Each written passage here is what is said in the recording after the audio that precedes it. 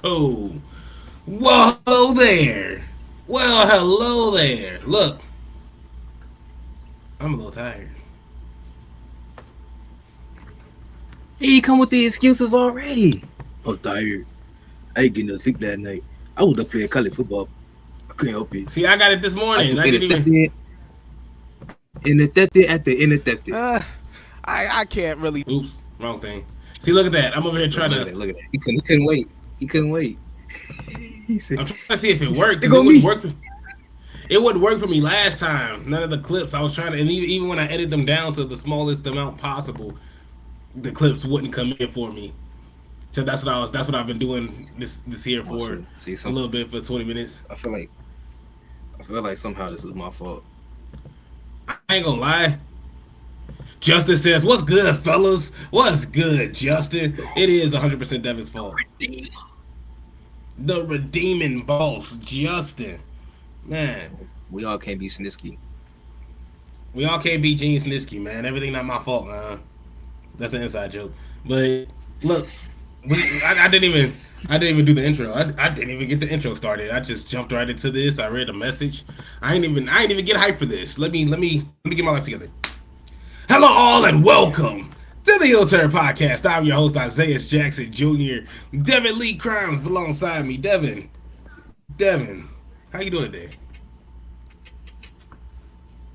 Wonderful, spectacular, amazing, incredible, extraordinary, stupendous, and Hollywood. I don't know. I just wanted to put the Hollywood in there. But yeah, I'm feeling all those great adjectives today. I woke up this morning. That was about it. I woke up this morning. Wake up in the morning, thank God. Please, bless my family squad. That's crazy. Nah, I can never. I just always see Solo like that. I can never take him seriously. Never take him seriously, especially with all that hair. No, but I mean, Justin also says, "Hey, there's no foot fetish over here." Hey, man, I feel you. No, there's no foot fetish over here, man. We don't do foot fetishes here. At least not over here. That's 2 out of the 3. I didn't get confirmation. Devin was mad silent over there. I ain't wanna. Wait a minute. I'm trying to let everybody get their pieces out. You know, no, that's the same over here. No, see, look at him. You always want to expect the worst side of me. He said, no. You get to run, he just run away like that. Devin trip over his undisclosed location. He don't even close them. He don't even close the. You'll never catch me alive. I'm jumping out the window. Jumping out the window, driving away. You're like, bro, it's like you ain't gonna exit you ain't gonna leave the chat. Like you ain't just gonna get yourself on camera. Yeah, Brian says, "What's good, Brian?" He says, "Justin likes feet. It's fine." Devin, on the other hand, man, I don't know. I think Devin, I don't know. As soon as we brought up feet, Devin just got mad silent. What if I would have been all excited? Oh, I don't like feet. As soon as you start jumping to it, denying it, it's almost like, well, why are you so quick to deny it? I had nothing to hide. That's all I got to say. Look, it ain't nothing but respectfulness out here on my side. You know, a little RSE. I'm not finna do it. Birdman respect. Shout out to Justin. I put a K at the end. Shout out to Justin. He says, "Nah, bro, feet are creepy." Nah, look. For as much times as we say respectfully here, I think we know the type. I think we know Justin's type. You know what we're saying? Justin's type. And we just trying to figure out Devin's type. That's what we trying to figure out. We know Devin's type. Devin likes a muscular. Devin likes a muscular. He likes some Jade Cargill level. You a Jordan Grace? Jordan Grace? Yes, sir. Yes, sir. He said, yes, sir. Yes, sir. Respectfully, man. No, I don't know the way he was. Respectfully You did the flexing, Birdman hand rub. I don't know. You seen that Shannon Sharp meme where it's like ham yams, barbecue chicken. He's like pointing out all the food that's on the table. That's you, man. Look, I was just rubbing, I was just making sure my hands weren't that shit. That's you never know who's watching. That's all. I'm trying to think. Bianca Belair, okay, that's one. Bianca Belair, I can see. Yeah. You China? Were you a China fan or was China too much? Yeah. Not saying too much. I'm saying, yeah, I was a fan. Jacqueline? Yes, sir. Jacqueline. He said, yes, sir. Yes, sir. Look at that. He had to bring the colors. Say, yes, sir. Yes, sir. you know look, me. Man, hey, from early WWE, then she popped the TNA for a minute when she was with Beer Money and stuff. Look, man. That's all I got to say. Devin wants a lady that can lift cars off his kid. Respect. Hey, man, Devin. Yeah, Devin like some She-Hulk level. Devin do. Which ain't no problem. I ain't tripping. That ain't no problem. I ain't saying that ain't no problem. Man. Devin want to get shot put it. He just I ain't got nothing to say to this. I ain't got nothing to say to y'all. I'm gonna let y'all imaginations run wild, man. If you could just hit me with the spine buster one more time? Okay, I'm done. Look, okay. Justice says Jade Cargill respectfully. Yeah, Jade Cargill's nice, but she's scared. She's the Redeemer. No, Devin always said I was scared. Man. Devin said I was scared, and you weren't lying. I'm scared. He's scared of that muscle, man. There's some that I'm like, okay, I can do it, but I'm scared. Yeah, no, I'm scared for sure. I'm scared. I am scared. But then it's just so crazy that you go from Jade Cargill to Liv Morgan. Like, that's just like, that's insane. I mean, it ain't nothing but range and expanding her, your horizons. That's the thing. You always want to be stuck on one side, on one street, when you can literally just turn right and go down another street. You still going down the street. It's just a different street. When you think too hard into it. I get it. The other street's snowing. Yeah. If it ain't snowing, Devin ain't going. I hear you. I see what you mean. Look, man. We take we take all seasons out here, okay? Summer, winter, spring. Catch my drift. Only spring. He was like, you know what? I'm here for all seasons. He said I'm here 4 seasons out of the year. 4 seasons. Brian says, don't let Izzy make fun of your hidden location where he's living in a dorm room. Sorry, only love now. See, look, that's the crazy part. This right here, this used to be my fortress. This was my sister's undisclosed location until she left and the undisclosed became disclosed.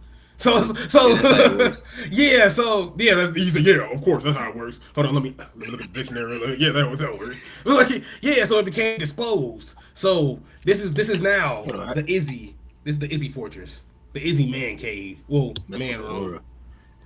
This the Izzy man room. It's just got to get organized. I got my Trulies. I always got to keep a Truly with me. Always got to keep the good stuff. Always got to keep pain relief. Just in case all the shots that I think is too much. See, that's what it is. He be ready for me to be cooking, and he like, I gotta get this pain relief. When Devin be cooking me, he ready, man. You already know we out here bringing the pain. What's your prediction for the fight? Pain. Yeah, just think about it. I'ma speak I'm just gonna say what I was hearing, and then I'm just gonna reenact how I was feeling as this was going on. So just imagine this was a couple weeks ago. Yeah, I just don't see why Chelsea Green should win Money in the Bank. It just don't make any sense. And I just don't understand. I mean, she has the talent. Everybody's here. Everybody's rooting for her. Everybody's around her. Everybody's available. So I just wanted to do it. I was waiting on it. I was ready. I just didn't want to do it. By the way, we probably might get kicked off YouTube for doing that, but the whole time. Well, I mean, you didn't digest anything. No. I didn't know. In GTA, I didn't know it was this you were trying to diss me. I thought you were dissing me when you and Justin was saying it sounded like somebody was getting clapped behind me when I was talking. You was. I'm thinking I'm out here talking, and I'm like, yeah, Roman Reigns gonna do this and that was insane. That's what I thought she was thinking for the.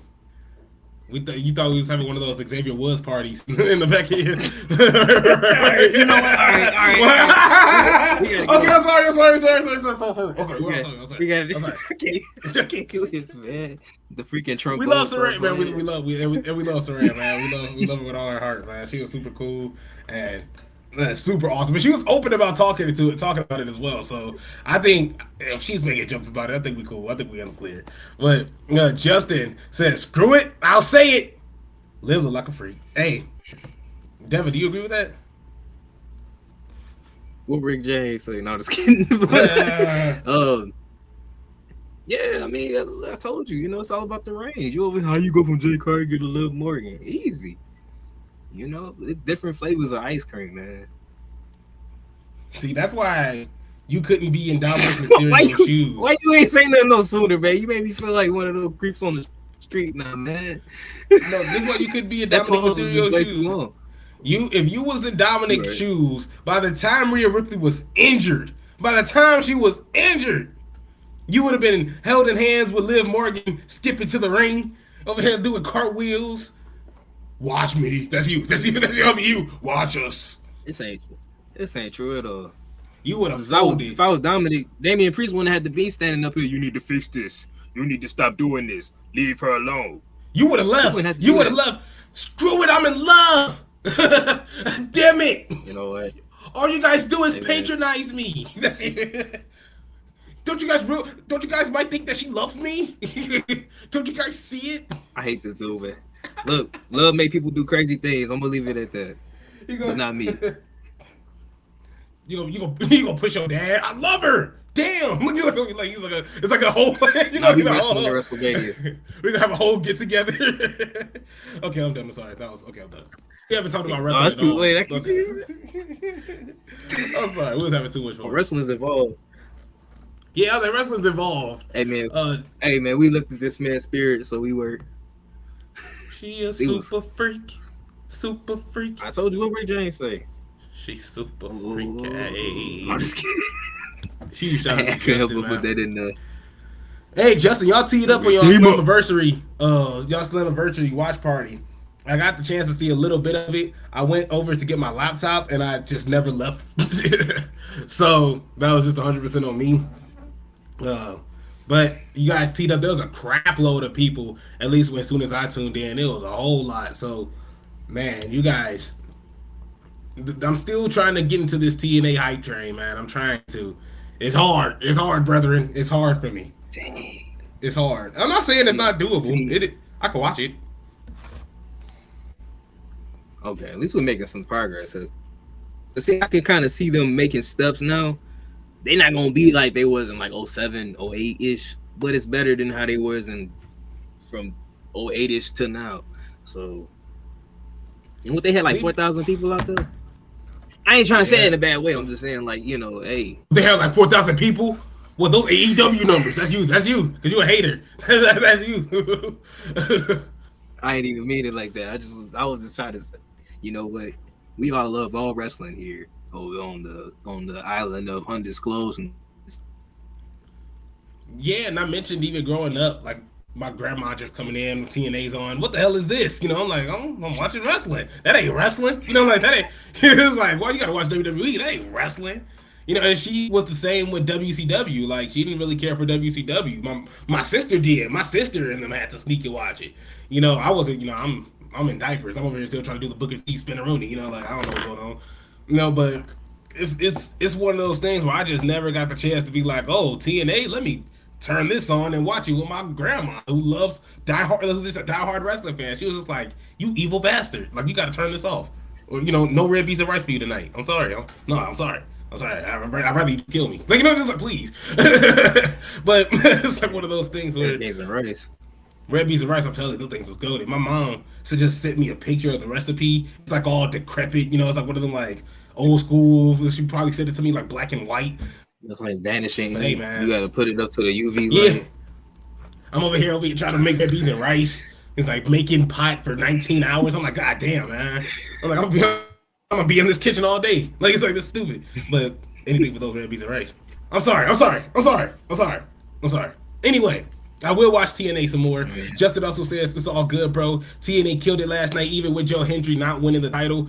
And yeah, I seen that, man. I think that's absolutely insane. Justin also says the island of undisclosed locations. Huge shout out to Temple. He says, if it isn't Carmelo Hazing, the Trick Williams of podcasting. Sup, dickheads, 5 a.m. in Japan. Good morning. Man, good morning. I know you dog tired. In Japan. Jesus Christ. And I'm pretty sure that's got to be dope, man. I know there's got to be a whole lot of fun. And I feel like we talked about that last week as well, just talking about how crazy it is to, to compare and contrast. And not even just from a life standpoint, but even from a wrestling standpoint, because as we see all the guys coming over here, especially how it's been over the years, especially with WWE. Look at Shinsuke Nakamura. I mean, people in Japan probably talk about him totally differently than how we talk about him in the WWE in America in WWE. People that really don't, have been really paying attention to his Japanese career. So I just think that's so crazy, so cool. And so even Justin Temple, what's good, bruv? Hey man, what's good with you? What's good, everybody? I got a question. He says Ivan is really quiet today. I haven't heard from him yet. I haven't seen him as of late. I haven't seen him lately. What's his name? Devin. Do you really think Dominik deserved to be forgiven by Rhea Ripley so early? Now, Dominik Mysterio, throughout that whole time, it looked like he was in the doghouse. He, walking around, mommy, please, mama, please, if you could just take Mama Mickey Flower, please. Like he's just following around. She's slamming doors in his face. You got Jey Uso trying to holler at her. A married man of he got 3 kids. Like, he's still trying to hit up Rhea Ripley. Hey, every man needs a mommy. I feel you. So it's like, so. But it looked like there was something there. It did look like there was something there. But Rhea Ripley forgave Dominik at the end. Your thoughts on it? Do you think they dropped the ball on this, or do you think this could have been prolonged a little bit earlier, a little bit later? Your thoughts? Well, with her and Rhea and Liv's match coming up at SummerSlam, I really don't know where they could go with it. That's a good thing to me, because that makes me intrigued, because I can't look at this and go, oh, you already know Rhea and Dom gonna be cool. They're gonna turn on Liv and they're whatever, but I don't really know, because we could get to SummerSlam and he could be all in Rhea's face like, oh, mommy, I'm sorry. Oh, here goes a whole bunch of chocolates and flowers and whatever. And still, turn on her in the end at SummerSlam and side with Liv for all we know. So if all I got to say, I'll tell Rhea Ripley, keep your guard up, because they call that man dirty for a reason. And he been playing in your face while you been hurt for months. So, it's evidence in the proof. You could go on Peacock and see. Hulu, wherever you watch it. You could get Isaiah's Gorilla feed as well. So, no, if I'm hurt, like I said, I would just be, all right, I'm watching you. Because they playing games in her face. They you can't just go back and watch. Damian like, hey, you talked to her. No, he ain't talked to her. He lying. Like, come on. Yeah, I cheat. I steal. Now the disrespect eventually has to stop. Temple says, "Hey, was I just in time?" He's also tagging Justin as well. Says he's gonna be back in the doghouse when he helps Liv beat Rhea at SummerSlam, even if it is mistaken. Yeah, I said it. It looks like we got early predictions for Justin, and honestly, I think I'm with that. I think Dirty Dom is gonna do one of those things where it's like, Rhea, when I first met you, you choked me out with your legs. It's like I almost died. Like I was just a boy. You got injured. Liv Morgan, even if she did manipulate me, I beat my father. I beat the brakes off my deadbeat dad, and I felt good doing it. I felt like a man. Liv made me feel like a man. Like I can see something like, I'm not trying to spit the promo for him, but like this is how I see like Dominik got a feeling towards that way. I've had a whole lot of success with Liv Morgan. Now I haven't had a title yet, but Devin, am I taking this too far? Please tell me if I'm taking this too far. Can you see? Probably so. Can you see? Probably so. Taking it outside. Can you see them not being as successful, not being as successful at all? Can you see them turning this into like an edge leader situation with Dominik and Liv? Like, them just being like two, like by themselves, is everybody just hate them because they just like dirty Dominik heels. turns on Liv, they could be dirty heels together, and that kind of elevates them. We can try to see if we can elevate a Dominik and Liv. Now I know Dominik's married, but they're not gonna be making out on camera. I get what you yeah. But Kayfabe. yeah, but you can try to get them. You can try to draw a lot of heat on them. And I said this is probably not gonna be to the same length of Angelita, just because there was some real life tension to that. But can you see them? Whoa. Can you think that will work going into that direction? I mean, it's interesting because also not even just thinking of how, where Dominik finally beat Rey Mysterio with like Liv, helping him out. She also helped Finn Balor and JD McDonough win those tag team titles back. So they probably like, oh, she cool, hey, when we was going real, she was helping us out. So it's like that dynamic too, playing it where I don't know what they're gonna do with Damian because I don't know. Is it a way where you think I can't see Liv replacing Rhea in Judgment Day? No, I can't see that. Well, I can see Rhea just being like, hey, I was successful when y'all were bums. Like, get the other I'm getting the other body here. I don't need the Judgment Day. I'm Rhea Ripley. Right. That's where I'm like. That's where I'm like that dynamic too of how those the rest of them feel about Liv just being around them.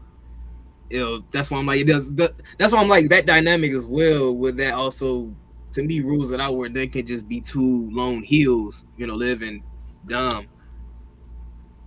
Which anything, I don't know because it's tough because see the thing is Liv trying to get back at Rhea for what Rhea did. If like Liv was just evil and out of spite just for no reason, I can see them turning that around where people feeling bad for Rhea in a sense, but I can't see that because some people could be justified where hey, she shouldn't have did Liv the way she did.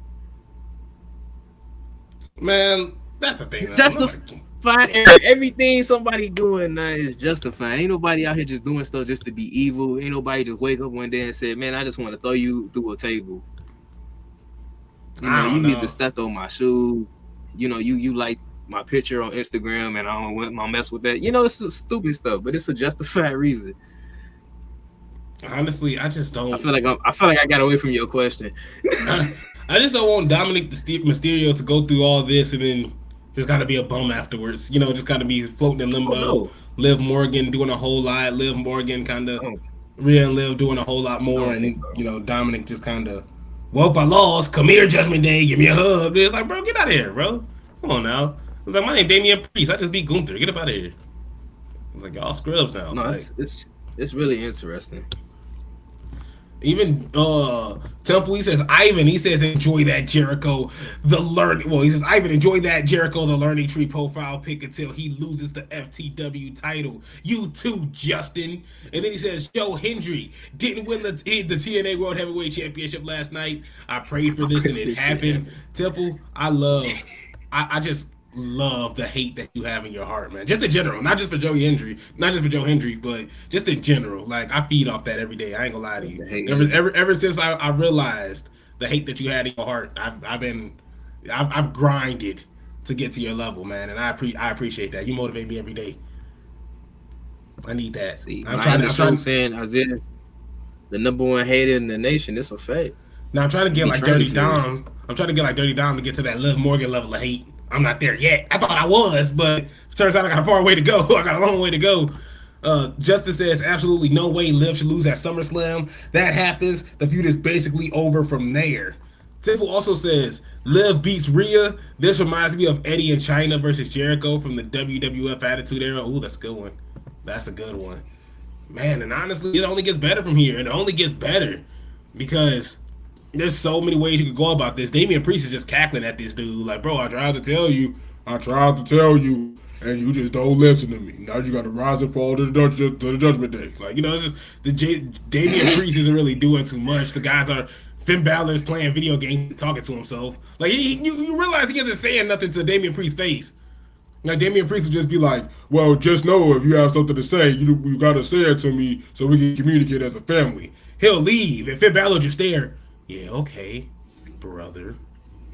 And then the camera will just fade away. Like, bro, that's it. You ain't gonna say it to this man. Like, bro, you just gonna be a hoe? I'm sorry.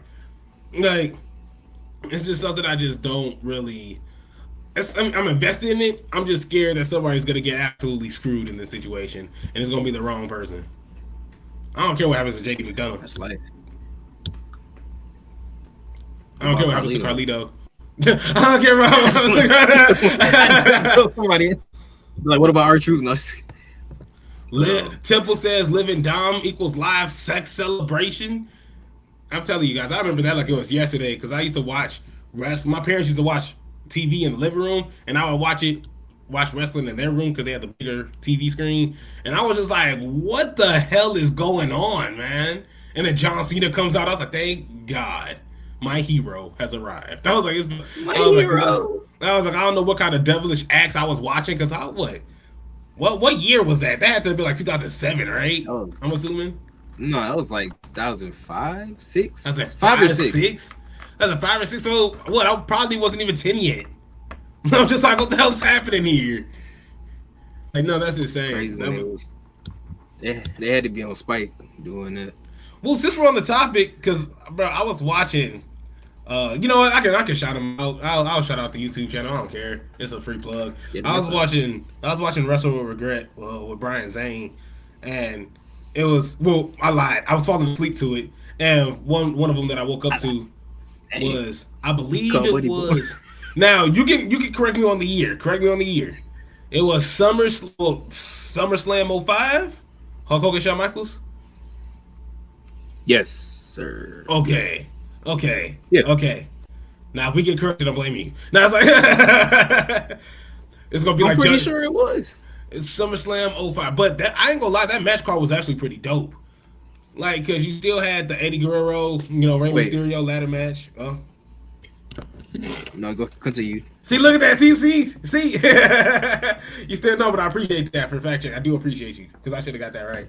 But you had Eddie Guerrero taking on. Yeah, Eddie Guerrero taking on Rey Mysterio in the ladder match, of course, for the custody of Dominik Mysterio. Shawn Michaels taking on Hulk Hogan. You had Chris Benoit taking on Orlando Jordan. What year was it? 2005. 2005. Cool. Okay. Memory serves us right. Almost 20 years ago. Chris Benoit took on Orlando Jordan. That's when he beat him in like 20 seconds. And then, they had the whole thing with that. But it was so much that went on. Oh, that's another one. Matt Hardy versus Lita. It was Matt Hardy versus Lita in that match. But that was the match that ended in Edge winning because Matt Hardy's head bounced off like the turnbuckle or something. Bounced off the post. Turnbuckle, yeah. Yeah, and pretty much he was bleeding. And Edge was like, that's what you get for coming back here. You suck. Like it's I don't know, that's crazy. That's just so insane to me. So I was just looking at that. Trying to come back for fame for your woman. Don't ever mess with me again. I'm done. Right, exactly.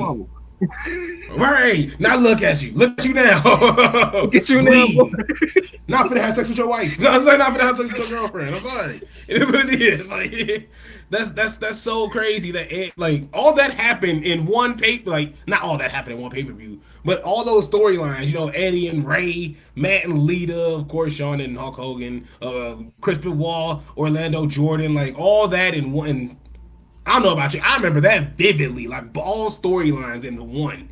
And of course, Rey Mysterio, I talked about that being one of my biggest heel turns, one of my scariest heel turns. Eddie Guerrero holding that mask. How could you? Why would you let me do this to you? No, how did you let me do this? Why would you make me do it, Ray? Porque! And he's just like screaming at this mask that he tore up. He had Rey Mysterio with a brain buster on some steel steps, murdered the man. It was crazy. But that brought me to somewhere. I'm leading to somewhere. I got something here. This is all for a reason. Yeah, this is all for a reason. Because I believe Eddie Guerrero and Rey Mysterio, outside of like one of the biggest rivalries, like the John Cena Edges, John Cena Randy Orton, The Rock and Stone Cold, I think Eddie and Ray is by far should be up there as one of the like instant classics, one of the best rivalries of all time. Like, do you have a rivalry that you feel that way that doesn't get that kind of mainstream attention or the same amount of mainstream attention as like Stone Cold and The Rock and those boys? A rivalry that I think of, and I give all respect to your rivalry that you chose, because I do like how even they had ties that ran to WCW. Their match at Halloween Havoc Yeah. in '97. Rey Mysterio's outfit was disgusting. Hey, I hate it. That costume sucked. He should be ashamed of himself that he came out with it. I'm sorry. I ain't gonna say it was a good look either, but it was a good match. But It was a good match. Yeah.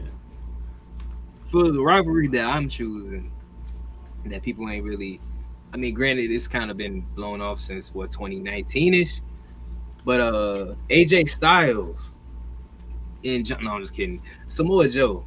I would say John Cena, but to me, AJ and Samoa, they go back a bit further because him and John only started in 2016.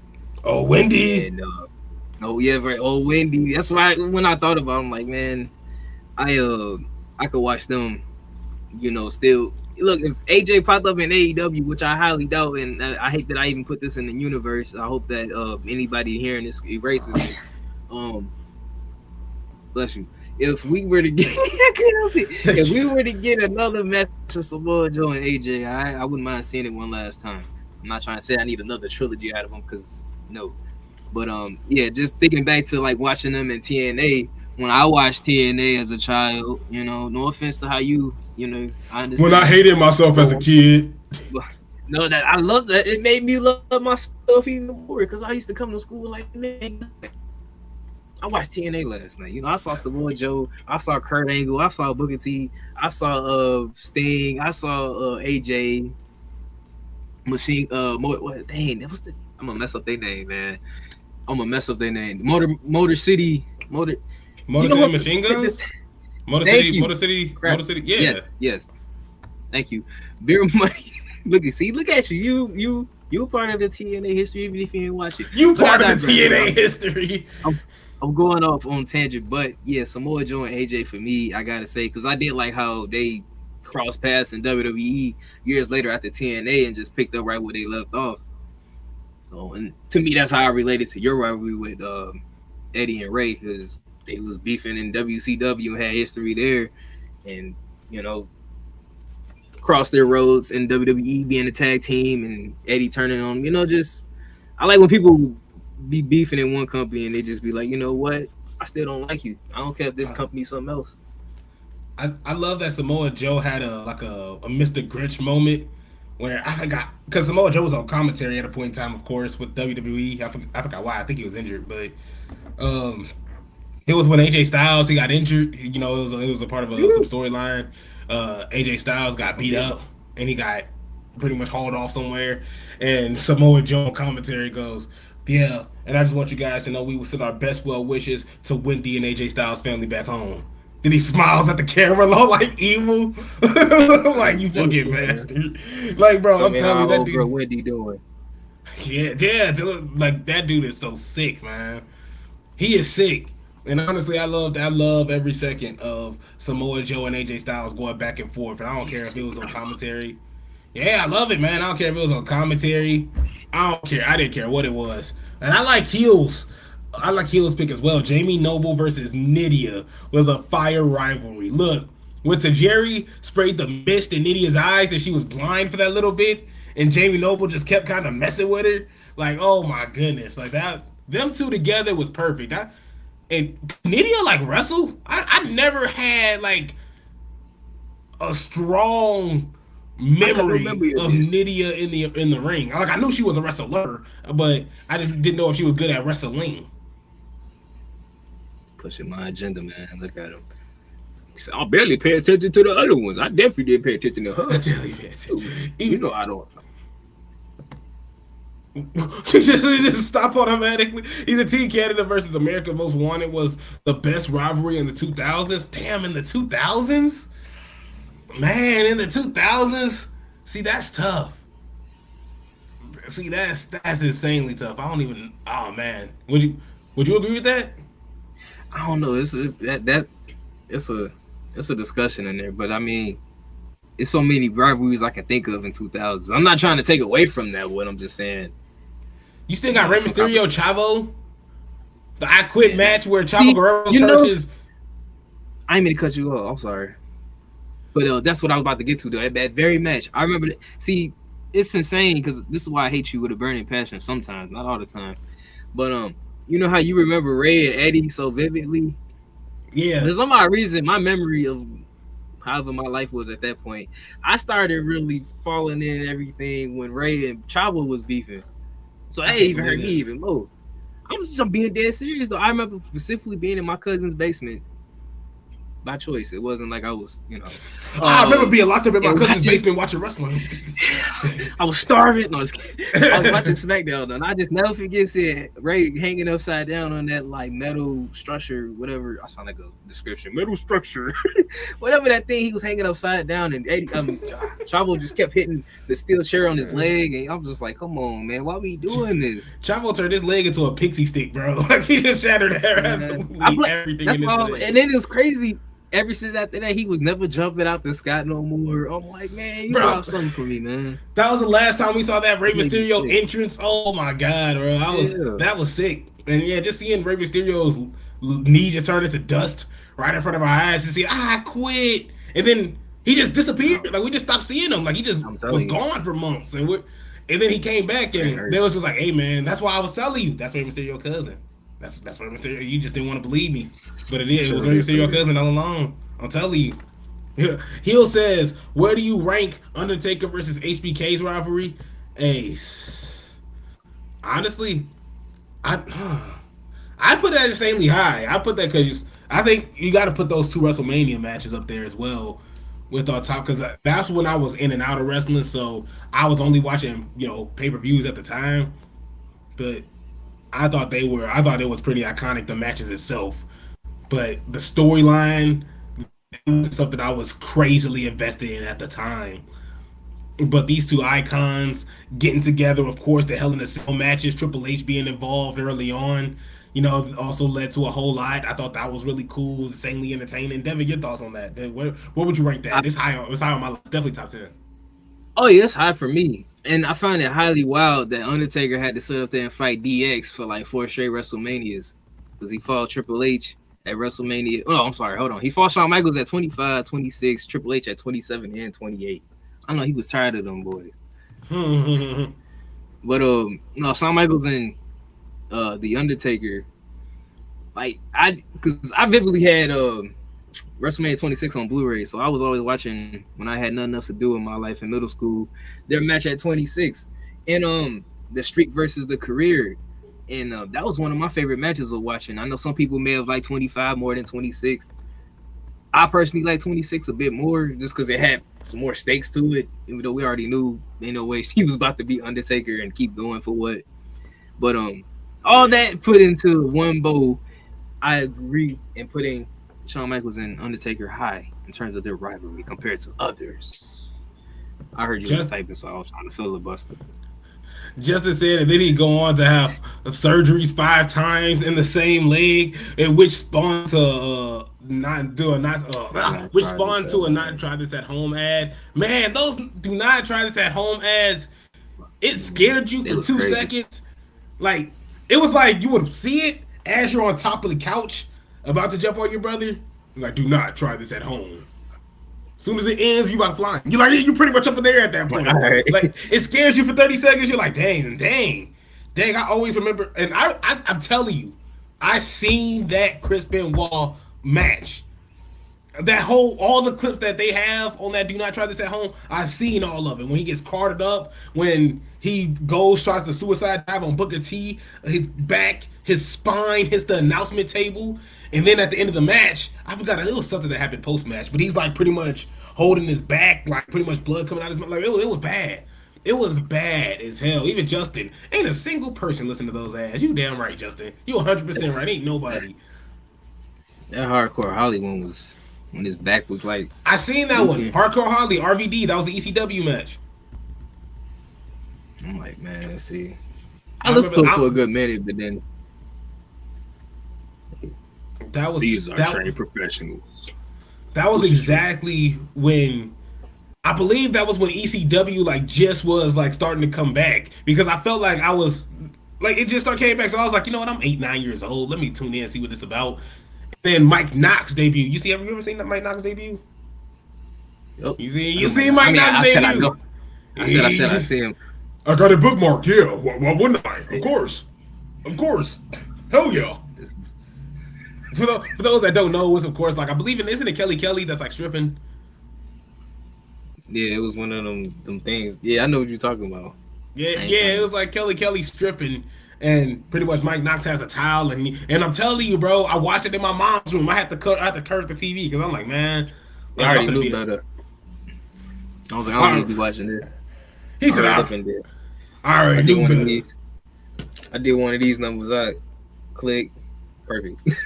That's crazy. I turned my whole TV. I was like, man, I'm a man today. I think I grew 3 chest hairs at that moment, man. I became a man. But anyway, so I was like, but it was just like, that hardcore Holly, the blood coming off of his back. I don't know if it was a sunset flip into the announcement table. It was some type of power bomb. It was some type of bomb into the announcement table. It was just into a wooden table itself. It was just to a wooden table. And he gets up, his back is bleeding. He finishes the match. I remember that like it was yesterday. That was so dope. Hill says, I didn't try it at home. I tried it at school. That was Devin. Devin tried all that at school. No, hold on. I got stories though. You remember when we had Cam on here? We snitching. You gonna yeah. I mean, look. I mean, it is what it is. It is what it is. Look, I ain't snitching back there. He don't care. Anytime we would get in the hallway or something, you turn around, this band ready. He getting the band ready, right? You hear JR, he's tuning up the band. I'm like, man, I'm trying to get to my blocker. You know, you turn around, bow. You know, you get hit with a sweet chin music, and he ain't passing the aux. You know, but I can't help but say that now. But yeah, shout out to Cam, man, because that's all he wanted to do, man. He saw you in the hallway and the teacher went around. He was finna hit you with an RKO or something. There ain't no consent. He was just like, you just finna take this. No, it was no storytelling, just moves. No storytelling. No, honestly, I still did moves. Honestly, it was one move because I had an older brother. Obviously, you see my older brother. He's like 7 years older. Yes, about 7 years older than me. And he hit me with a spear that just took the wind out of me. Like it was. I never had anybody trust when we went to AWF. We went to AWF. I ain't gonna call. We ain't gonna say names. But it was a certain somebody that was trying to do like it was kind of like what would you call it? Like kind of a spin out backbreaker. I don't know how to phrase it. It was like a rope rebound kind of backbreaker in a way. I know what you're talking about. Like I know exactly. Eddie Guerrero did it a whole lot. Eddie Guerrero was pretty known for it. Not known for it, but Eddie Guerrero did it a whole lot. It was his moveset. One of his signatures. But it was somebody in AWF.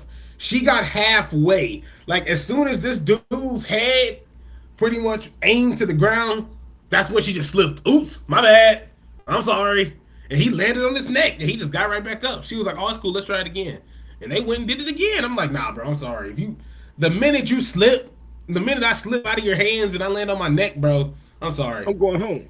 I'm turning it to Natalia. Go to hell. And I'm rolling out the ring, man. Like that's just shout out to Natalia, man. It's just stupid. There it goes. Shout out to Justin. Holly suplexed RVD off the apron through a table, and the piece of table slices back. I appreciate you, Justin. Look at that. I was trying over here and go off a freaking 9-year-old memory, and usually I try to be somewhat close. He said, Justin says the worst move I've ever taken was a choke slam for my brother on a pile of broken wood. Dang, Justin, you was an outlaw muncho. You was an outlaw muncho wrestler, Justin. Justin was in those trenches, man. Justin was out there, man. Justin was hitting people with power drivers, man, through tables. I already know Justin, man. That's why he the redeemer. He ain't no joke. Justin on top of a ladder has his opponent in a power driver position onto a truck of light tubes. Like this is good. I'm telling you, Justin. Justin must have been out there. Justin was doing them Rikishi bumps, man. He was getting thrown off in the cells, letting it to the trucks of hay, man. I'm telling you. Justin want to take them huge bumps. I couldn't do it, man. It took me forever just to do a front flip, man. just to be helping everybody, just to be like, no, look, that ain't enough, Jeff. When you beat up Randy Orton, you got to climb all the way up on that Titantron, and you got to do the Swanton. He's like, bro, you got to murder him. You gotta murder him. Oh, there it goes. Justice says, just did some backyard wrestling with my brother and some of my friends every summer. Oh, that's dope. Okay, question. Was this organized? Like, was this some form of payment? Like, was this some form of payment? Because we have a big question after that. Or was this for the love of the game? Because we're not judging you either way. I'm just having it's just a question on top of that that's going to lead to more conversation. I just want to make sure, like, I just want to know that, because that's something insane. Because I always wrestle for free. Because I always, bro, I wrestle for free. Hell yeah, I wrestle for free. I 100% wrestle for free. Like, now, okay, time out. It depends on what I'm. It depends. If they're like, oh, we want you back tomorrow to wrestle for free again, nah, bro, I'm sorry. Like, I need to get paid. Like, I'd wrestle once for free. He said yesterday was a trial. Yeah, yesterday was a trial, exactly. Like, next to tomorrow, okay, then you can pay me. Then I get paid. That's cool. But other than that, no, I'm sorry. That ain't happening. But even with that, Devin, we gotta talk about this women's division, man. I was hearing, ooh, shout out to Justin. He says, absolutely for the love of the game. And that's the thing. When you have an audience, it changes everything. Like, it changes absolutely everything. Like, honestly, like if me and you, like Devin, when me and you, I think it was my going away party. I had a going away party. Me and Devin was trying to be wrestlers. We was trying to, like, do the wrestling moves, and I tried to jump over Devin, but I think as he's running towards me, I'm trying to do my leapfrog, and he just kind of stops midway, and we just kind of collapse. Do I got the is my memory right? I was green. I was green. I wasn't the established veteran I am today. I was green. Bro, we were so good. We had the headlock. He threw me to the ropes. I'm like, okay, cool. As soon as I jumped, it just collapsed. Hey, throw us out there now. Throw us out there now. I promise you. No homo. We shoot a promo right beforehand. I promise you, on everything I love. We can have a $5-minute match. I don't care who wins. I could care less who wins. We can have a $5 match. I mean, we can have a 5-minute match. 5-minute match, $5 match. Hey, either or. It can be either or. $5 match. We can do either or. Triple threat match. Have Justin, but Justin's like Nick Gage. Like, Justin's like the Nick Gage out of all of us. Like, he's the one that's like gonna come through. Justin's like Nick Gage mixed with Sandman. He's like coming through like with like Stone Cold's beers in his hand. It's the boss. The Redeemer. It's the boss. The Redeemer. We got Jim Ross commentating. I'm like trying to headbutt him. Did you know he's part Samoan? Like, what do they want to know this? He ain't tell us this. No, but honestly, it's what were you talking about? What were we going with? Oh, we were about to get into the women's division. The women's division. There it goes. The women's division. I love the women's division. But I was hearing Circle of Debate talk about this, and I really, really, really, really wanted to get involved because I thought what they were saying was 100% spot on. First off, Pepsi Phil, hilarious. I think Pepsi Phil's a funny dude. Very knowledgeable. He's very, very knowledgeable. That was the first time I've seen him, watching the Circle of Debate podcast or watching the Circle of Debate through and through. So huge shout out to Pepsi Phil. And huge shout out to Circle of Debate. Gotta give him a whole lot of credit. Okay, I'm done doing tricks on it. But I just think that the women's division for the WWE, insanely strong. Like, and it's only getting stronger. Like, they're to the point to where they're doing exactly what AEW was doing a couple years ago, where we were happy. There was a point in time we were happy that AEW were signing all these talents. Okay, sure, you got Ruby Soho, hell yeah. Saraya, hell yeah. Tony Storm, yes, bring them in, because they were treated horribly in WWE, and they deserve another chance. And AEW needs the talent, but you realize, oh, they're stacked. They're crazy. There's a whole lot going on here. Stuff like that. It's you believe in it. There's something you could root for it. There's a future there. It's the complete opposite now. It is the complete opposite now. WWE is grabbing anybody and everybody. Hell, Brittany Brooks coming soon. I promise you. Brittany Brooks gonna be in that Performance Center. I don't care what anybody says. Brittany Brooks gonna win that Performance Center. But Tell you. sorry, had to give it a little shout out, just quick shout out, because I walked to that event that I went to, that wrestling store that I go to, has a huge poster of her, literally in the back, and it's just like, oh yeah, we sponsor her. They was like, she's cool people, she's gonna make it. I'm like, bro, we interviewed her. Look at her, like, like she couldn't try to her event. She was like 17. It's just like, but it's so crazy how stacked this WWE roster is. What is happening? Is there, first off, to answer, I have two questions. Is there a such thing as an overabundance of talent when it's coming to the WWE? And if you're AEW, I always bring it back to Mick Foley when he said, "Hey, if you're a character, if you're a wrestler, you shouldn't trust yourself. You shouldn't trust your character in the hands of WWE. If you're a women's wrestler, you see what Stephanie McCourt did. Do you feel that's the same way with AEW, the AEW women's division? So, your thoughts on women wrestlers going to AEW? What's it like for their careers? As well as, is there a such thing as an overabundance of talent in WWE? You can only answer one at a time. I know I threw a shitload at you. I do agree that there can be an abundance of talent on the roster for the women's division, in which I think that's a really good thing. But at the same time, you hate it because you feel that some people may slip through and may not get the opportunity you felt they did, that they should have gotten.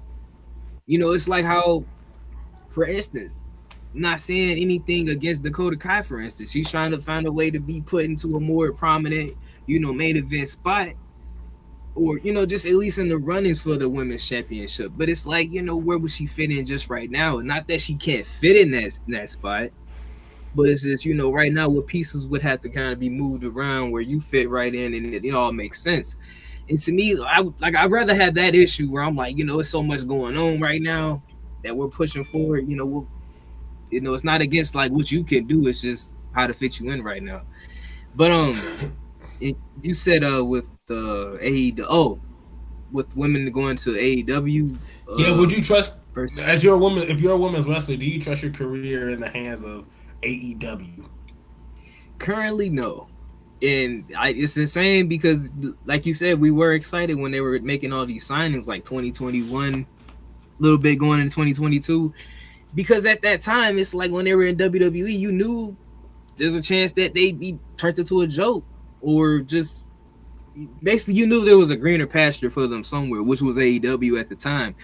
And it's not to say AEW can't be. It's just like I feel like they've gotten all those pieces over the years, and it's just like they don't know how to place people in the right terms of like momentum, or when to take somebody maybe away, or just injuries, for instance, also plays into that.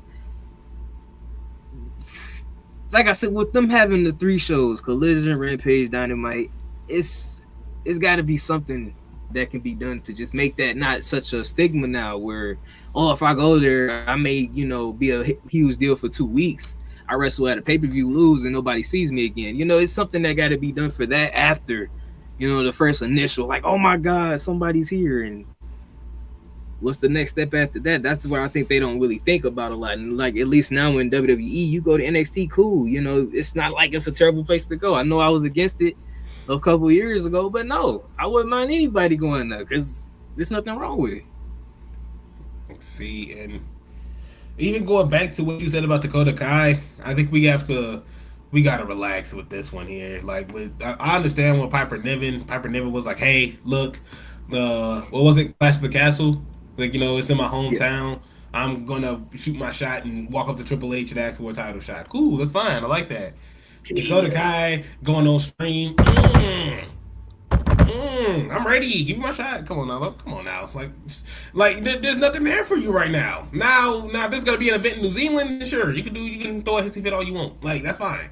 But right now, you're not even the best wrestler in your faction. So I know, right? I'm saying. So it's just like pin that, pin that right here. Like, they just, and I love Dakota Kai. I'm a Dakota Kai fan. I love everything Dakota Kai does. But the facts are the facts. Like, I would want it to be Dakota Kai time too, but we're not an indie promotion. Well, we're not. Like, I'm over here, like I'm in the front office with Nick Khan and them. He talk about me. He talks about me. It's just one of those things. I just don't. I just really think they need to chill off on that. But for a lot of wrestlers, I'm ready. When's my shot? When's my opportunity? Ooh, they like this tweet. They unfollowed this person. No, let's be adults about this. Let's come through. And I understand Dakota Kai. She's ready. Her time is now. She can say that on TV. Tell us on TV. That's your time to say it. I don't need to see it on Twitch. I need to see you on TV, on the chokehold. It's my time. It's my time. Y'all ain't got to worry about these other hoes that's coming up here. That's all that y'all are, hoes. Roxanne, ho. Tiffany Stratton, ho. Like, I want her to just go off. Like, obviously she can't do that. But, it's like, hey, show me. Netflix. Yeah, Netflix is going to be a whole different thing on Netflix. But Dakota Kai, like, you're not going to be, you're not even the focus, on your faction. Io Sky, when Io Sky flip out, you running away. Oh my God, how do we calm her down? No, you supposed to be the boss. You supposed to be King Coda, big King Coda. Damn it, this Coda don't deserve a title shot. I'm sorry. And so, I'm sorry, I didn't mean to go off on a tangent, but man, I was like, throw in the towel. This also takes us, good. Devin. Now you're gonna have to correct me on this one, Devin, because he says cream rises to the top. You can say the Attitude Era had an overabundance of talent, and that's. I want to debate that because when you think about it, they had no choice. It wasn't that WWE signed a crap load of amazing talent. It was that they screwed Bret Hart. Shawn Michaels lost his smile. He was being an asshole, and pretty much their whole company was falling apart. The Rock, we need The Rock to stop being Rocky Maivia, doing all this smiling BS, Nation of Domination BS. We need you to be The Rock. Stone Cold, shave your head. You're stunning Steve Austin. Is that stunning Steve Austin bull? No, he was way past. He wasn't stunning Steve Austin in there. He was already bald head when he came to WWE. But he was like, hey man, stop all that $1 million BS. We need you to elevate. We need you to be the man here in this situation. And then you got the King of the Ring promo. Undertaker. And Jim Cornette was just talking about the Undertaker and early on. He loved the Undertaker early on, but a lot of people thought it was boring until he started doing that mysterious shit, in the words of DJ Khaled. So it's like, so it's that mysterious shit. but look, that's just. So I feel like that talent had to shine because the talent that was there, the big names, were scurrying off or they dipped out, they betrayed Vince McMahon, the curtain call, the whole 9 yards. So I think it's a little different. Devin, I mean, can you debate that? Well, yeah, with the Attitude Era, with the talent, then yeah, I agree because going from that previous generation where it was like Shawn Michaels, Bret Hart, Yokozuna, and once you kind of started transitioning, where like you said, Bret going to WCW, Shawn Michaels, he's not wrestling, full time. He was on the show for a little bit, and guys had to step up. The Triple H's had to step up. The Rocks, the Stone Colds, and Undertaker. You got Kane coming in. It was just like you said, and then going against WCW at that time, they had to pick up their game if they wanted to. We could be sitting up here talking about WCW. If they didn't step up, that could have been what it would have been. If Vince McMahon wasn't such an idiot, that's why our leader Vince Russo was just we just like a whole time watching the death of WWE or something. If they hadn't, it wasn't just like one person. It was, to me, I feel like everybody pulled their stuff together. And when I look, like I said, at the women's division, like how abundant that is. Where you have people that are like, hey, I could, fill the shoes in of a main event spot. Let me get a chance. And it's the fact of you don't really have to necessarily have to ask or get fans behind you. It's just stay on your game in a way. Whenever that opportunity arises, you don't know if somebody may have to step away, somebody gets hurt, unfortunately, and that may be your chance. And if you're constantly already ready, if you're already ready and don't have to get ready, then they'll be ready to put you in that spot. And what I'm trying to get to is where you had all that talent, like I said, stepping up, saying I can fit, I could be the guy. You had so many people that felt like they could be the main person, makes everybody better. And with the women's division, I can see that as well. Like when we talked about Roxanne Perez, like could she be, um, on the main Lost. roster getting lost in the shuffle? And it's not really just fear of being lost in the shuffle. It's like, hey, can you just step up, match up with the shuffle? Then don't get lost in it. Just it's in you to step up and elevate yourself, just as they have been elevating themselves. Basically, the division should be elevating itself, just as I felt the talent and the attitude era, if it elevated itself to where they were now. Well, how we look at them now, put it that way. Where we are now, henceforth. I sucked that foot in the ball. It was a terrible ball. I put it at the end on there. Hill says Tony Khan needs to step down, remove the EVP titles from everyone, and hire a veteran booking committee. That's the thing, though. I'm with you. Do those things exist? A veteran booking committee, does that exist? Are people still, can you hire somebody from TNA and make this work? Nobody's watching TNA. Can you hire somebody from CMLL? Can you hire somebody from any other promotion? Can you hire a retired veteran like a Jim Cornette to come in here and make it entertaining? Because he can't. If I'm being honest, I listen to that man every day. And if he opened up a promotion right now, I'd go there to watch. But Jesus Christ, it's gonna be rough. It's gonna be rough. There's gonna be some strong, bold dudes that aren't really athletic, that are going to be too crazily athletic. It's going to be boring wrestling, if we're being honest. So, does a veteran booking committee exist? Do you trust Tony Khan to give over the book to somebody else that's more experienced? Who's more experienced? I feel like you would just have to give it to a wrestler, right? Like a Bryan Danielson. Not a Chris Jericho, but you would have to just give it to another wrestler, right? The learning tree. Yeah. See, like I said, my thing with Tony Khan, I'm not trying to say he a terrible, owner, leader, whatever. I just want him to be. I want him to be the pockets of the organization. Just that's it. I don't need you booking. I don't need you out there doing anything. Have somebody else do anything. Don't come on TV. Have Christopher Daniels do all the, speaking for you, for instance. Make yourself a Mystique, man. Like, we never see Tony. It's too late now. But I just feel like he's not the person that can steer this boat into the right place. And it may not just be a one person that can do it. Just some people that, know some wrestling sense and can put people in line if need to be, so we can progress this company forward. That's all I see it. Like I said, they not terrible. Like I'm like, there's no hope, but they definitely could get some people up out of there. Not out of there, but take some people out, move some positions around, I should say. Look at your chessboard, Tony.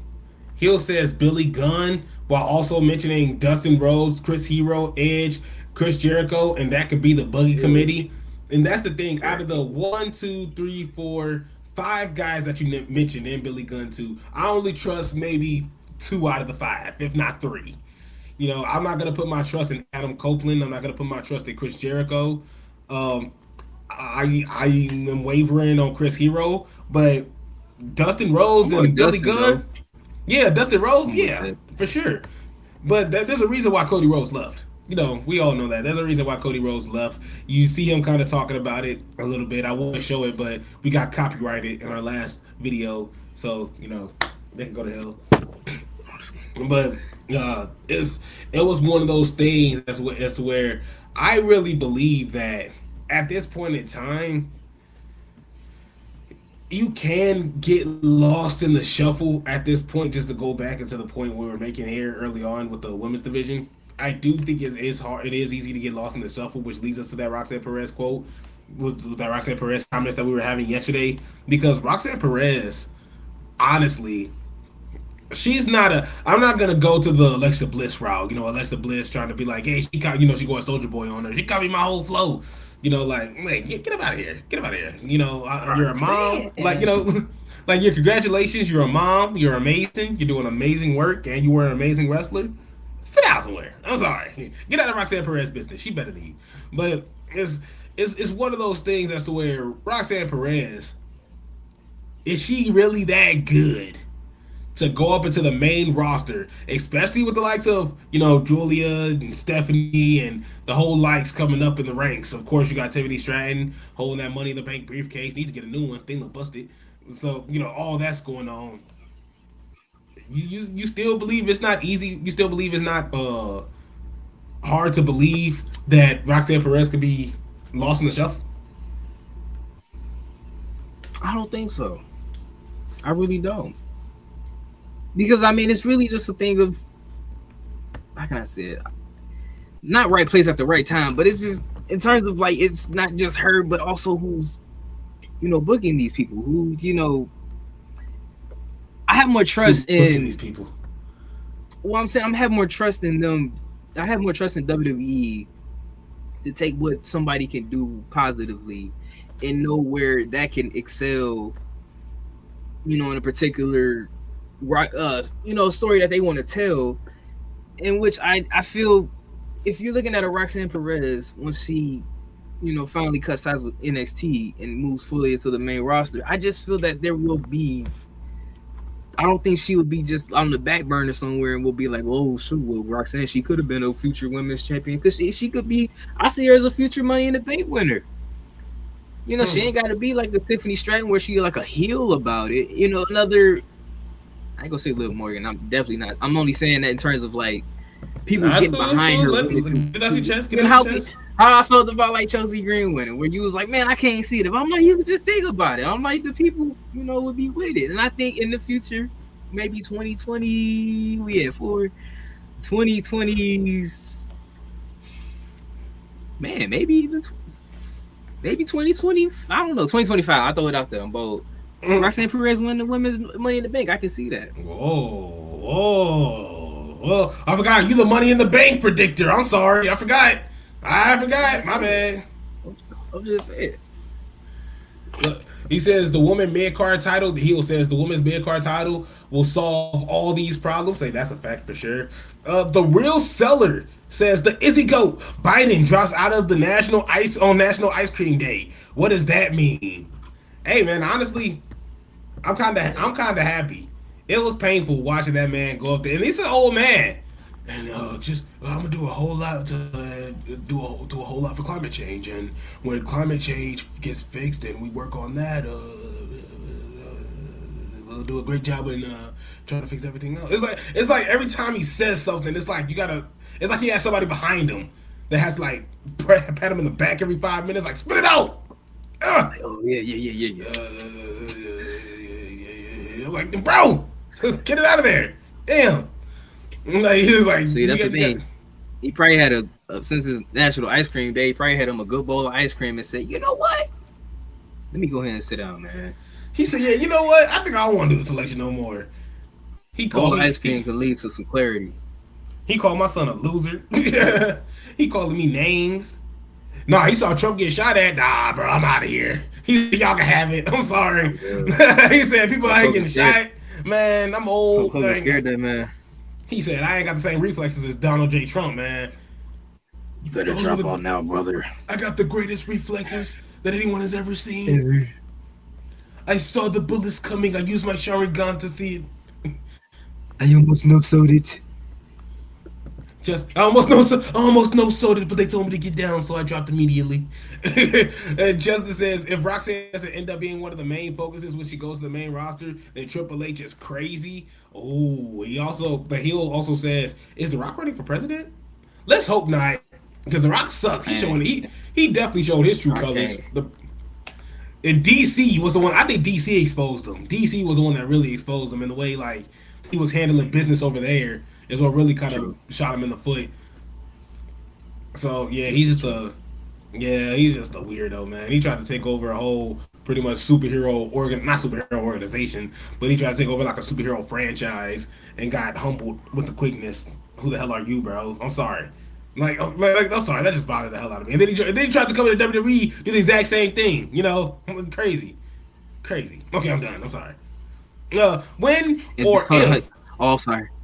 I'm sorry, I can see it now. I'm sorry, I didn't mean to cut you off for the boss. Oh no, go ahead. I can see it now. He's like, The Rock's like, and then I told Joe, drop out. And then I told Joe, I got this. Well, I mean that. It's good. It's just when or if the mid-card women's titles show up on the main roster, that should be the time they get rid of the women's tag titles. I fully believe that. The only people that are benefiting from this is Isla. Well, the only person that's benefiting from this is Isla Dawn, and that's because everybody wants to see Isla Dawn, and that's that's it's just regular synopsis. That's just from my Respectful.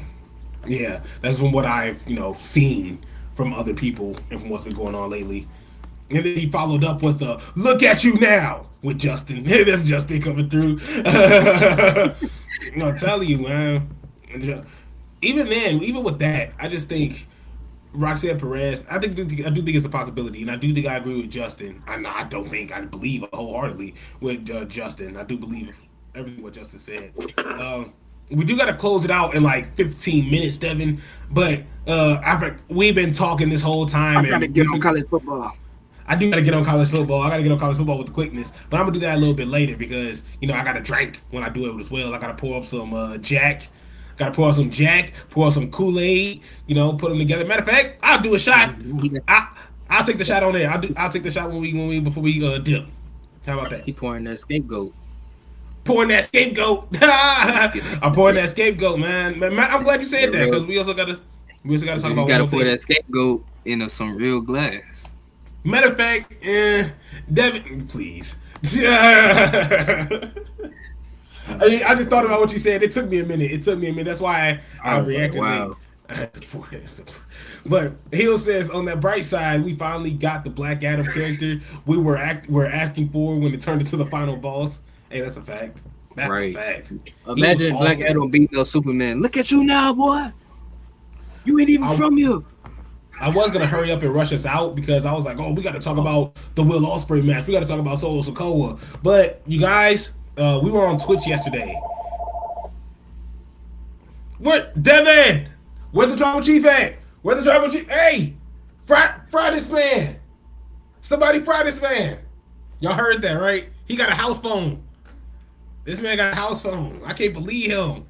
He got himself muted. Hold on. Wait. Can you explain yourself? Can you explain what's going on in your house right now? This nothing but a telephone call coming through currently, but I am too far away to answer because I would have answered. We ain't scared. It probably was Joe Biden. He trying to ask me to run for him, and I don't feel like it. So, and I don't feel like he ended up like y'all. He could have had like Mr. Beast. He could have had like The Rock himself. You know what? You know what I need here. That does sound like a Joe Biden move. You know what? At this point, the way he's living his life, that sounds like a Joe Biden move. I need Devin. See? Hey, Devin, I was just hoping if you could run for president for me real fast. And you see, he ain't texting. He calling, so I had to mute it real quick because I handle that later and tell him no. And Devin, I just want you to know that if you don't run for me, you ain't black. Oh man! For those that never seen that, you guys gotta watch that. That was like what? That was when he ran the first time, right? That was like 4 or 5 years ago. He was with Charlemagne. Yep. If you don't vote for me, you ain't black. I was like, damn it! Like, I gotta vote for Joe Biden now. Crap! Oh, like been a lie. I was like, damn, man. I hate it when you do this. Now I gotta do what you told me to do. Damn. Like, so, no, outside of that, we're having too much fun. Justin said he also gave us the greatest saying of off. It's the direction you can fuck. He says if we just heard the can you feel the heat after the phone rang, I would have been like, Eddie, is that you? Bro, that is so iconic, man. That used to give me chills. Chills. I wish I had thought of that. See, man, that's how you know I ain't the redeemer. I'm not the boss, because there's no way I would have been cold enough to think of that. Thank you, Justin. Because, see, I could have probably solved all my phone issues now. I could have muted. Can you feel the heat? Hill says Joe Biden has a PS1 loading screen. No, that's the thing. Like, Joe Biden is like one of those guys. It's like when he talks, you just pray that he's saying something informative. It's like when you like turn on the PS2. When you turn on the Joe PS2 Biden, and he like turning on GTA 5 on the PS3. You gonna be there for a while. Man, you gonna be there for a grip. You just sitting there. You was like, man, I have a bowl of cereal. So I used to make a whole sandwich. But what I was saying was, you can find our conversations on Twitch. we were on Twitch yesterday. I know I was kind of in and out with my mic, but hey, I'm gonna get a new one either tonight or tomorrow. So be on the lookout for that. That's gonna be a whole lot of fun. I was getting pissed. It was bothering the hell out of me. But I will play college football. I am gonna start doing that on stream as well. So be on the lookout if Devin wants to get the smoke. Well, wait, I forgot. Yeah, Devin wants to get the smoke. Hey, the computer whooped me bad enough. Yeah, I'm over here playing this Purdue because I got to get my dynasty together, bro. Here's my thing. Okay, I'm gonna say this. Now I'm gonna dip. I'm trying to get ASU, Purdue, Colorado. That's it. I just need those three. I just need those three to be successful, and I'm straight. I'm done playing the game. So this is gonna take me a little bit. I just got those three teams that I'm looking for: ASU, Purdue, and ASU, Purdue, and Colorado. Hill says your mic was biting. Pretty much. I ain't That's even exactly what it is. That's exactly what it was doing. He be talking right. I be like, yeah, and then I know it just. And I'm like, where you go? And then he'll come in, and then he go out. I'm like, what the heck is going? So I ain't know what to do. I was just sitting there unplugging it, plugging it. Hello. I was like, this is stupid, man. I was like, I'm just stupid. I was like, man, work on the awkward city, man. And Devin just sat there, man. Devin just let everything happen, man. I couldn't believe it. We do have the pro wrestling power rankings. Hold on, let me not watch this video before we get copyrighted, before we get flagged for something that we didn't do. But this came out a couple weeks ago. We were off at that point in time, so we didn't get a chance to review it. But they have the pro wrestling power rankings. Which stars have shined the brightest thus far in 2024? This is coming from ESPN, so you know not to take this at face value because them and wrestling aren't really, they don't really go together. Devin, can you see this? Yes, I can. So, they said Bayley finds her way to number 1. This is in the power ranking. So this has both AEW and WWE. So this is an editor's note. ESPN voting panel consists of Hale, Codwell, Coopinger, Bob McLeenan. Bob McLeenan. That name sounds familiar. They're my cousin. Dan Thompson, James Rizzo, and a bunch of other losers that shouldn't be on here. So we have Bayley finds her way at number 1. Hale had Rhea Ripley. But hey, I think I can see that. Well, it says Rhea Ripley would have run away with the vote if this poll had been taken 3 months ago. However, her injury, a sprained AC joint connecting her collarbone and her right shoulder, left her door open for a new woman to ascend to the number 1 spot, with Bayley squeezing past Toni Storm to sit atop the rankings. So they have her, Bayley, over Toni Storm and Rhea Ripley. And she bases it pretty much off of the fact that Rhea Ripley had an injury. Devin, you agree with that? No. And look, this ain't no offense to Bayley, but I'm sorry. I know she beat Io Sky at WrestleMania and won the women's championship. That's great. But after that, no, because it's just she don't have a certain like excitement around her reign right now. And like I ain't trying to disrespect her. I just ain't feeling it. I put Liv Morgan over her. Oh, it's crazy you say that. Hill says Liv Morgan is number 1 for me. See, that's the thing. If this was a power ranking that was taken weekly, then yeah, I'll definitely have Liv Morgan number 1. But since this looks like this is coming just out of the blue, this is just strictly coming out the blue. ESPN doesn't really do a whole lot of power rankings. Yeah, for them to have Bayley number 1 this past year. So yeah, they're going based off the year itself. I gotta put Rhea Ripley number 1. And the fact that they put the injury over her just makes me absolutely sick. Yeah, so who could supplant? What? Is that even a word? Did I say that right? Hey man. So who could something like that? Who could replace Bayley for number 1 at the end of next year? At the end of the year, so they got Toni Storm, Britt Baker, Bianca Belair, Lyra Valkyria, Tiffany Stratton, Roxanne Perez, Jade Cargill, Sol Ruka. So women's top 10. Okay, there we go. Bayley, Toni Storm, Jordan Grace, Mercedes Moné, Bianca Belair, Liv Morgan, Willow Nightingale, who? Mayu Iwatani, Roxanne Perez, and Rhea Ripley. That's literally insane. That's the women's top 10. You rocking with that? I mean, I can understand why Mercedes Moné is in there, but I can't, man. I just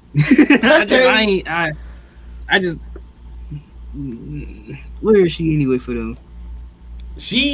Every time I hear her say there's a price to pay when you mess with Mercedes, stop it! Shut up! Just shut up, lady. It's like I like. There's some things that just don't work. You got to know that just don't work. You should be ashamed of yourself that you even came up with it. Like I can't. To me, that's idiotic. I don't know how we got from 2022 to now with her. Yeah, Mercedes Monet needs to be replaced. Tiffany Stratton has been on fire. Oh, hell, I put Mariah May on here, and this is even before because she was still killing it in the Owen Hart. Now you cooking. So like, come on now, let's be adults here. Like now we're just being childish. So here goes the men's. It says the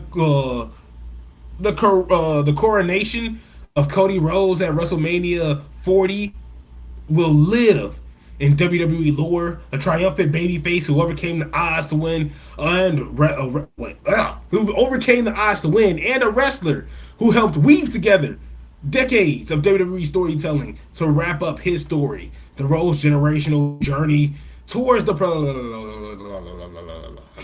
let me see what else we got here. Who can replace Cody Rhodes at the end of the year? Will Ospreay? Yeah, of course. You always gotta have somebody coming through with Will Ospreay. I just seen his name. I couldn't help it. Yeah, you got Cody Rhodes, Will Ospreay, Swerve Strickland, Gunther, Drew McIntyre, Jon Moxley, Bryan Danielson, Damian Priest, Kazuchika Okada, and MJF. Okada could go. Okada could go for sure. AEW has shat on him. AEW has completely shat on him. I don't care how many times he say beach. I can care less. I can absolutely care less about what this man does. Like that's every day with this man. Oh no, beach. I don't look, bro. I'm sorry. It's whack. Everything that like, you're a good wrestler. You're a really good wrestler, but it just doesn't make any sense. The way you said made me laugh. It kills me. It kills me how they portray Okada because everybody talks about how great he is, but then he's over here just bull jiving with his Young Bucks fans, like Young Buck friends. Like that's just stupid to me. It's just stupid. So I think you can place Okada. You can. Yeah, I think that's all you can replace. I think you could make an argument for Bryan Danielson, but I think he's been really, really good. So Jon Moxley maybe could. I'd probably replace Jon Moxley. I don't think Jon Moxley's had a crazy year. Would you replace? Well, I mean, I'm over here just going off and picking all day. Was there anybody you would pick off? Well, Bryan Danielson does have some room for redemption coming all in. So I'm gonna keep him there for now. Okada, yeah, I would replace him because it's just they ain't really capitalized on him. For me, in terms of right now, currently, like I said, I'm throwing my hat in the ring with the ring general Gunther because by the end of the year, we don't know with SummerSlam and Bash in Berlin. I don't know, man. He may be on top by the end of the year. I hope so. And he was like, "See, me and you are different, man. You homeless. Like you was homeless at the time." He was like, "I was out here getting money." So ain't no way. Me homeless? Nah. He was like, "I can't believe." Like he just pretty much just spat all over Damian Priest. That would have never happened to me. He said, "I'm the golden standard." He said, "You just some hoe." He was like, "You just I can find you on the street somewhere." Like he's like, I can pick up a Damian Priest somewhere else. You can't find another Gunther." I'm like, that's crazy. And I'm sorry, I'm putting the words in my Gunther, but I just feel like that's how I took your promo. So if I took his promo like that, just imagine Damian Priest, who was looking like Gunther just stepped on his kid. Like that was just ridiculous, man. Justice says no, not that one. Justice says no disrespect to Bayley whatsoever, but her reign has not warranted being number one. Jordan Grace should have taken that spot. I believe that wholeheartedly, especially with her championship runs that she's had to TNA. These lists just feel like they exist so ESPN can say they covered wrestling in some fashion. That's a fact. AEW equals or indie wrestling. Here. Yeah, it is true. Or indie wrestling. Nah, I don't know. You see where Ethan Page went to another organization, went to another company, and still ain't got no aura. He's still trying to find it. And now he the NXT champion. Exactly, with no aura. Exactly. He should be ashamed of himself. Because he all champion. He ain't gotta be all ego no more. Hot take. Hot take, he gonna have like this weird ass, boring ass Bobby Roode type of NXT feud, man. Bobby Roode NXT run, NXT Championship run. That's what I meant to say. Boring, boring. Gloriously boring. That's exactly what that man is. Gloriously boring, he's saying. But he a good producer. To each his own. To each his own. The Young Bucks. Well, I won't give in. You can tell who paid for ESPN to make this. No, I was playing. I was just playing. I don't want to go that far. That was an allegation. But of course, they got the Young Bucks at number 1. I'm not even going to read this. But for the tag team top 10, the Young Bucks, FTR, Finn Balor, and JD McDonough, Nathan Frazier, and Axiom. I'm sorry. I thought Devin was going to throw his computer or something. But you have 8 talent. Are you sick? You sick? I don't know, man. I mean, granted, I prefer them over the Young Bucks, so the lesser of two evils. For me, They got 8 Down Under, Bianca Belair, Jade Cargill, DIY, the Street Profits, House of Black, and the Acclaimed. This sucks. You can take 90% of this list and shove it, bro. This list sucks. House of Black. This list freaking sucks. Like, the fact that the Young Bucks are number 1 should say a whole lot. I even will take the Street Profits out. No offense to them, and this actually hurts me. I feel like the worst thing that ever happened was them putting them and Bobby together, because it didn't do Bobby no favors, and they ain't do them no favors either. It's like, I just don't understand. I'm sorry. I just don't understand. This ain't making no sense to me, man. Yeah, it don't make any sense. Nathan Frazier and Axiom. I just feel like they just went on there, just went on Google. I just feel like they went up. Who are the top tag teams from 2023 to now, to current? Like, because then there would be no reason to have Nathan Frazier and Axiom, who everybody hates. I mean, and this isn't just. Now, yeah, maybe I'm being a little too much. Everybody don't hate them, but. I mean, it's hard to find anybody that sold on them, right? It's like, to me, as a tag team, they're fine. It's just the fact that they were like just put together they both were just regular singles competitors, and they just happened to be, let's be a tag team, and now they just unbeatable. And it's like, dang, like I don't know. Would you put them on this list? I would, compared to other people that I want to take off the list. Yeah. Because I ain't gonna lie though, I would put Nathan Frazier and Axiom over the Acclaim. Over the Young Bucks? House of Black. Yes. That's why I looked at the list. I'm like, I can't be mad they own it, because look who else is in here. So I'm like, you know what? You're not even the worst person in here. It's like being like the nicest guy in prison. Justin says, I honestly would have given it to Balor and McDonough. I mean, they're tag team champions now. This would be around the time they were tag team champions, so honestly, I don't hate that. And finally, they have the best faction. And yeah, I mean, that's pretty telling considering the fact that I said, we got to get out at 11:30. We got a minute. We got like 50 seconds left. But the best faction, of course, they got the Bloodline number 1. You got the Bloodline, the Judgment Day, the Elite, the Blackpool Combat Club, the Don Callis family, the Wyatt Six, the Bang Bang Gang, Damage Control, House of Black, and Los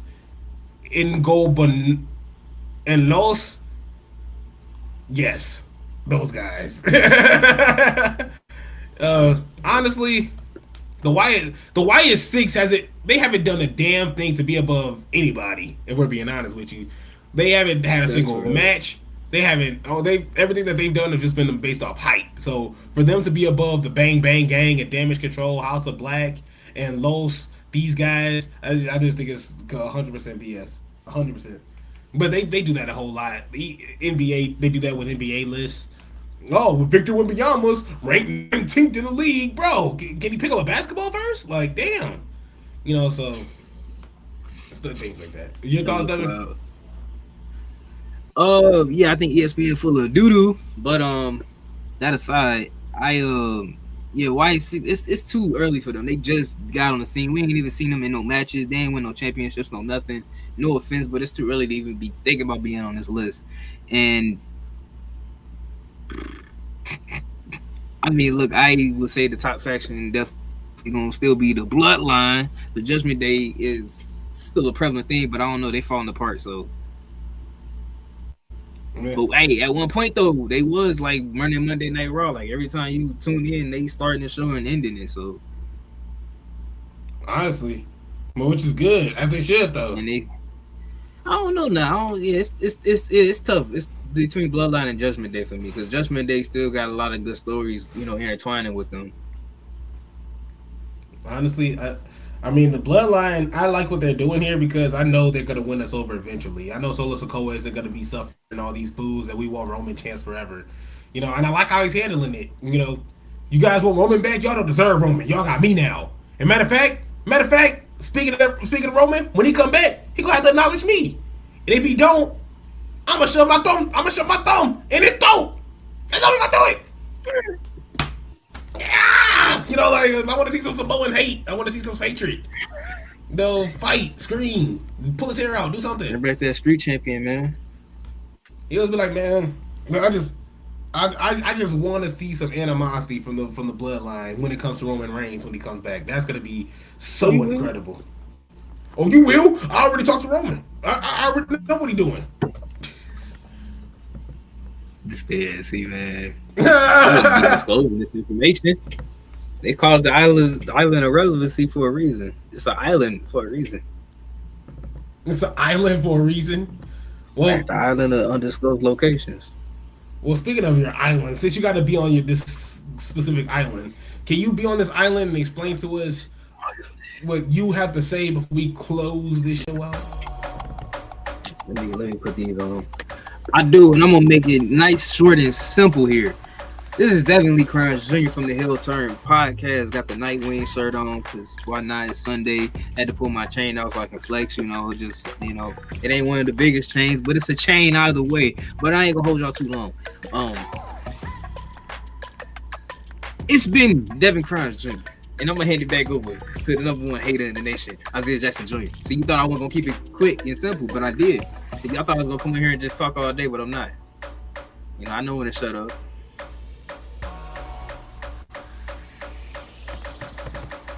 I was so confused. I was like, "Is he ended? Is that the end?" Because I mean, you see, I'm trying to shake it up. People be thinking, "Oh, Devin's gonna talk for 4 hours.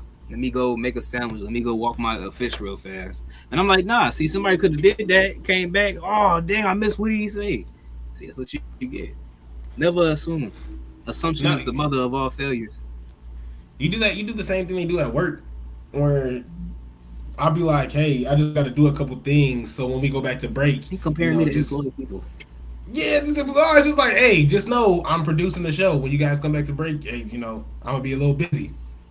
I'll be like, 3, 2, 1, you're on. Hey, you guys, welcome back. Hey, Izzy, I got a clip I want to play. Play it. What? Like, I just said I was busy. Then it's just like, oh, now it's just dead silence. Then it's just like, oh, well, Izzy wasn't ready. Izzy wasn't prepared. Now it's like, man, come on now, see. Yeah. Say, man, they got that in 2K now. You can throw shoes at people? I was gonna put it in there. Yeah, I was gonna do it, but I ain't feel like hearing you. You have a shoe on here? I'm like, yeah, I seen that. I beat somebody with it. What's like this guy? Yeah, he was trying to do some outlaw mud show BS to me, man. I couldn't believe this. He was trying to do some Justin nonsense to me. He was trying to treat me like he was trying to try out for Justice promotion, man. That's what it was. He was trying to choke slam me through a whip pallet, man. Just to be watching crazy. I would have been on there. I would have been selling like crazy. They would have had to come outside to see me. That's why just to be watching our ECW match is such good shit. Just such good shit. He's just watching all our WWE matches. Well, we do have to slide out. We are trying to get more active, at least on throughout the week. If I might see if Justin and them are available. If they are going to do some more watch-alongs, if they wanted to add a +1 maybe or a +2 if Jeff is available too, but so on and so forth. So a whole lot going on, a whole lot to discuss, a whole lot to do. So thank you guys so much for tuning in. Shout out to Justin. Hold on. Shout out to Justin. He says awesome show, guys. Of course. Hold on. Before we go, I'm sorry. I'm be real quick. Shout out to the boss. I gotta get this right though. I gotta get this right. Hold on. Where we at? Shout out to the boss, man. Shout out to the boss. He was scaring me for a second. It was one of them stressful. I was like, if I even put the wrong one on here, I'll be like, all right, let me go. I'm telling you, Devin make tying this shoe stressful, man. It's like, bro, just tie your shit like you done this before. It's like Nah, but look, you gotta be on your toes. Just gonna put it out there. Come hang Tuesday for the NXT watch along. Hey, that's Devin's area. That's Devin. Devin's the NXT guy. I'm the AEW guy, but I've been slacking just because AEW just been so freaking hard to watch, man. Like you do have your bright spots. Yeah, like you have your bright spots. MJF, Will Ospreay, Swerve Strickland, Tony Storm, Mariah May. You have your specialties. But then when you get to the Chris Jericho's, Mercedes Moné, Young Bucks, Beach, I ain't got time to deal with all that. I ain't got time with all that. I'm sorry. But Justin, man, thank you so much for the invite. Definitely we're gonna come through. Definitely gonna come and slide through with your boys. So thank you guys so much for tuning in. And